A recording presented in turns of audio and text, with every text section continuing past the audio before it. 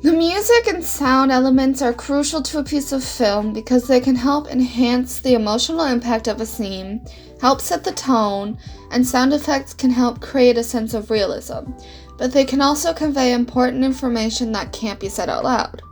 They can also enhance the action that's happening on screen. They're an important part of film because they really help in creating that fully immersive world and add to excitement or emotions of scenes.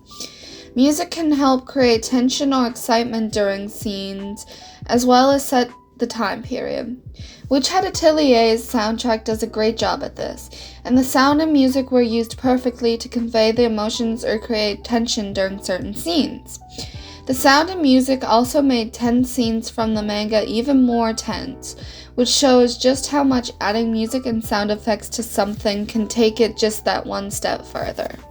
Yuka Kitamura is the composer for Witch Hat Atelier. She's done sound for Elden Ring, Dark Souls, Bloodborne, and Arknights. However, she also has her own personal work.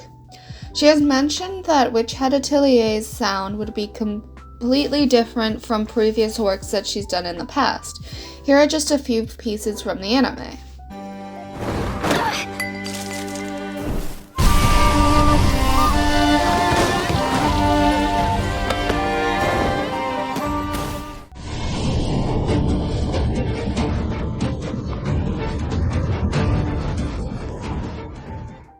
Now let's get into the way the sound in Witch Hat Atelier impacts and adds to scenes.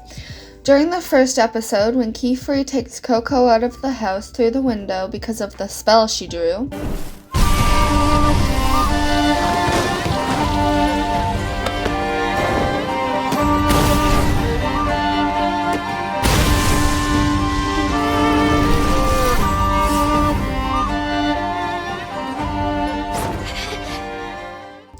the music is intense.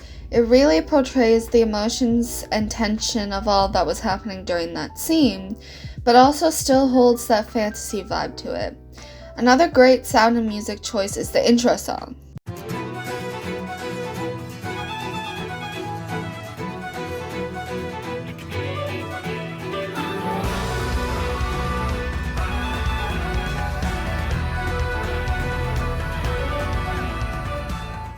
It gets the audience into the fantasy mindset and also gives them a feel-good vibe.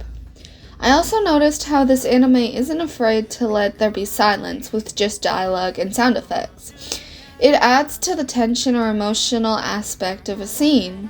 For example, there's this scene. The ink, eh? And please, do not tell the Knights Morales about this. Come nigh. We have a duty, you know. Forbidden magic sightings must be... You will tell no one. Not a soul.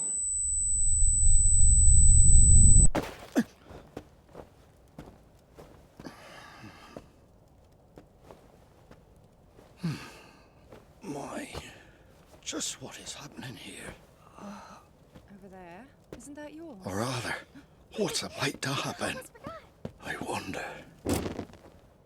This scene was super chilling the first time I watched it. It was the way the music cuts out abruptly, and the ringing 100% made this scene more tense compared to reading it in the manga. There's also the part where Keyfree leaves Coco to help with a fire, and a bit after that, in episode 10, where they have no background music, just the sound effects. I feel this gives it just a bit more of a realistic vibe and helps us tap into the pure emotions that are coming from the voice acting. This all shows how important sound and music is to media, such as this. Witch Hat Atelier uses sound and music to its advantage to really add to the experience, and I believe it is done well. However, I don't think that the story is not powerful without these elements, because it very much is. But the sound and music adds so much to the story, which is already told beautifully. In some cases, that cannot be said. Adaptations aren't always the greatest, but Witch Hat Atelier's anime adaptation is not one of those.